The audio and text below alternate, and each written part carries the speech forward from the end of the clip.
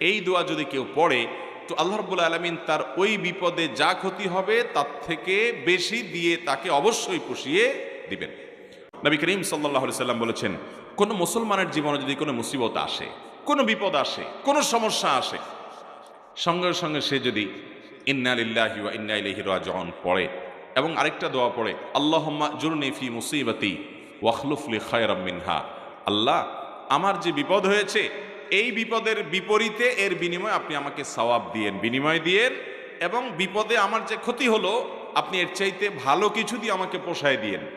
এই দোয়া যদি কেউ পড়ে তো আল্লাহ রাব্বুল আলামিন তার ওই বিপদে যা ক্ষতি হবে তার থেকে বেশি দিয়ে তাকে অবশ্যই পুষিয়ে দিবেন।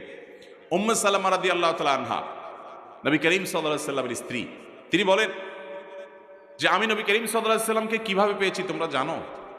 অদ্ভুত ঘটনা, শিক্ষা নেওয়ার মতো একটা ঘটনা। তিনি বলেছেন যে আমার স্বামী আবু সালামা যখন মারা গেলেন আমি খুব বেশি ব্যথিত হলাম, মর্মাহত হলাম যে একজন ভালো সঙ্গী হারালাম, স্বামীকে হারালাম।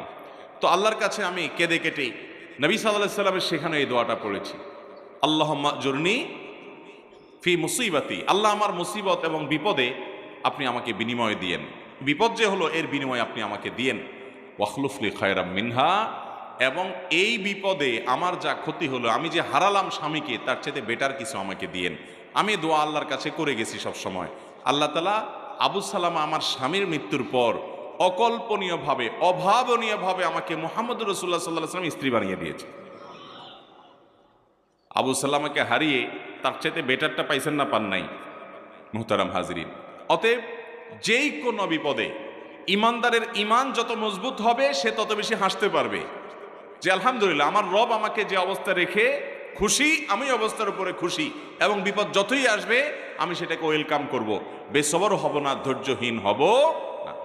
আমাদের সংসারগুলোতে আজ যে অশান্তি, আমাদের সমাজে যে আজ বিশৃঙ্খলা, অশান্তি, এর মূল যদি কয়েকটা কারণ বের করা হয়, অন্যতম প্রধান কারণ হবে বেসবর, ধৈর্যহীনতা, সবরহীনতা।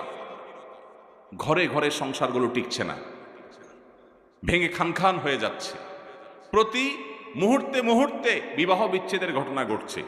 অন্যতম কারণ ধৈর্য সহ্য নাই, ছেলেরও ধৈর্য নাই, মেয়েরও ধৈর্য নেই, কিছু হলেই সব হটমেজাজি হয়ে যায়, সবাই কাট্টি দেওয়া শুরু করে। কাট্টি বুঝেন তো?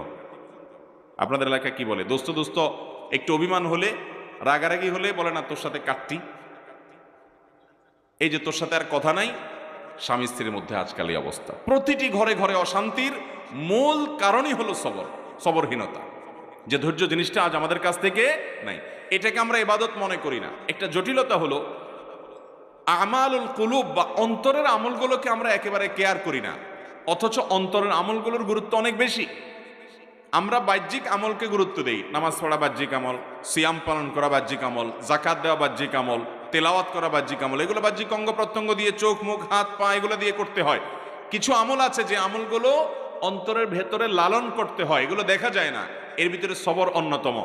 এই আমলটা যদি কেউ করতে পারে, ভেতরে যদি ধৈর্যটা আনতে পারে, এটা নিজের সঙ্গে নিজে সংগ্রাম করে করতে হয়, এর জন্য লড়াই করতে হয়, এর জন্য আত্মসমালোচনা করতে হয়, নিজের হিসাব মিলাতে হয় যে আমি মানুষটা কতটা ধৈর্যশীল, কতটা ধৈর্যহীন, আমি কতটা হটমেজাজি হই।